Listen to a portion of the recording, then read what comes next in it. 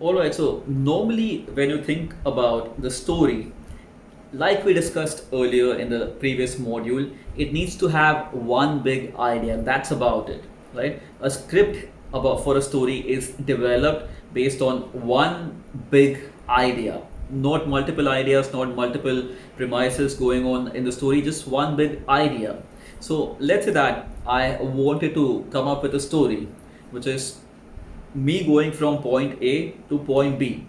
So let's assume that point A is my house and point B is my office, right? So if I create a story which says I wake up in the morning, it's a usual day, I leave for office at 9 a.m. and then when I leave for the office, there's a little bit of traffic but nothing major, nothing unusual, and then by 9:45 I reach office and boom, the movie is over, right? So you see, the big idea here was me going to office, which is point A to point B. That was my big idea. But now the story that was created or that I made was really boring. Did you enjoy the story?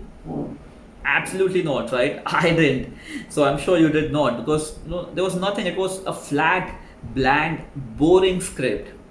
So when you think about stories, the idea is always simple. One big idea, point A to point B. The person wants to go from here, right, which is the present state, to a desired state, right? So let's take more concrete examples. If you're selling a weight loss product, your reader is struggling with a lot of weight issues. So this is the present state where they are overweight and they want to go to a desired state, which is a state where they want to lose weight, right? So this is the journey that they want to cover, point A to point B. Or in the case of the acne product, right, acne cream. So this is the present state where this reader has a lot of acne on his or her face, and the desired state is here, which is where they want to be at, which is have no acne at all and look beautiful or look great or look handsome, right? So present state to desired state. So this is the journey that we want to cover. And there's a strange thing about the human mind. We do not like things simplified.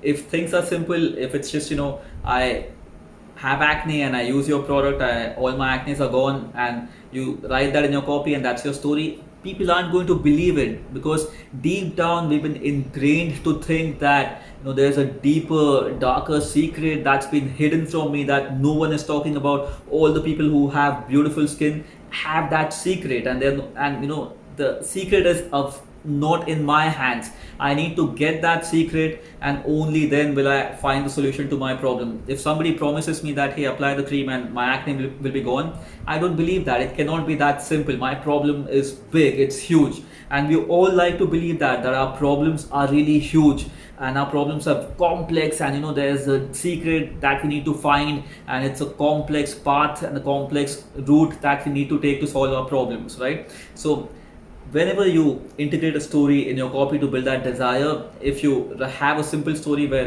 somebody goes from point A to point B without any hassle, it's going to be a boring story, and your customers are not going to believe, your readers are not going to believe it, because sadly it's how the human brain functions. Simplicity is a problem. So this is where a great story writing structure needs to come in, and which is where you need to come up with a story structure, which is the dip to rise story structure. So in the next video, I will teach you the dip to rise story structure, so that when you integrate a story in your copy, it is enticing, it is complex, it is entertaining, and it takes people through an emotional journey. It takes your readers through an emotional journey, which is where the desirability builds up so that they want to buy your product, click on a button, sign up for your services.